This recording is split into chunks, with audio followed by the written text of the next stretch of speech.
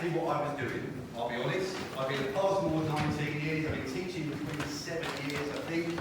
I thought I knew everything there was about choosing a secondary school, about what you look for, and then I looked around schools as a dad, and things were different. And there were questions I had that I needed to have answers to. And I'm just going to go through the ones that are in my head. First one, schools are about achievement. They are about exam success. They are about success in life. And as I walk around the school as a dad, and I'm sure you'll be doing the same thing, it's about, well, what is my child going to achieve? And actually, what does achievement look like? Because for some of you, it might mean that you want to go and be a doctor or a lawyer or something like that, and you need really academic subjects to do that. And that's achievement for you.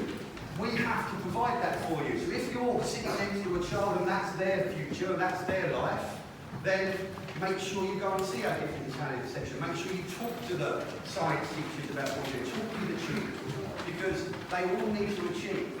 That also doesn't mean that their achievement should be stopped because of choices we make about things like the curriculum. Our job is to make sure that your young people get to the end of their school life with lots of opportunities to go away and be employed, etc., etc. So the key bit for us when the young people are in the building, our main drive is around how we're going to help them to develop. These are just some skills and attributes and character traits that we try and instill them right from the off. And when we talk to young people, these are the kind of words that we want to use, because actually life is about respect. It costs nothing to be kind. That we're going to be creative in the work that we're doing in the curriculum. You are going to work with people and we expect you to work within teams. We want them to be inquisitive and ask questions. Why? Why did that happen? Where's that going? What's the reason for that? And to ask and ask and ask. And we will nurture that from the second they walk in the building. Because the more inquisitive they are, the more they're going to grasp onto new concepts.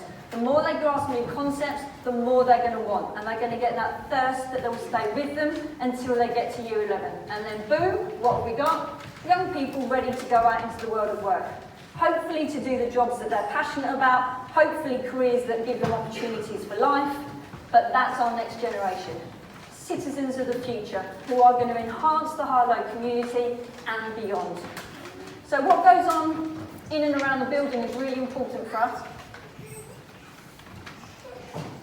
So we've talked about the design, we've talked about resources, but actually the design of the building is key as well, because what you might see if you're wandering around, and some people in here came on the tours today, so thank you, is you might see a geography lesson that actually wants to open out maps that are 2 metres wide. So they'll just spread out into the corridor and they'll use the space by the side.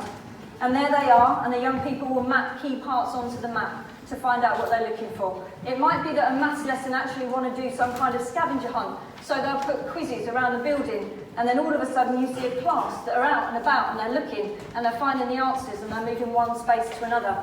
It might be a science lesson that goes out to the science garden, because we've got new plants and new flowers that are growing, so they want to grab some to take in for an experiment. The design enables the learning to move seamlessly and transition between the classroom to the spaces around. Because our aim is to try and personalise the learning for every young person in the classroom. And as Vic said, everyone's going to have different dreams and ambitions. Everyone comes in at a different starting point, and learning doesn't happen at the same time. And some might find learning difficult and it takes longer, and some might fly. And so as a school, we've got to make sure that we are pitching the learning at the right level for every young person, so they leave here every day and come home to you, and when you say to them, how was school today? Hopefully you won't just get that, it was all right.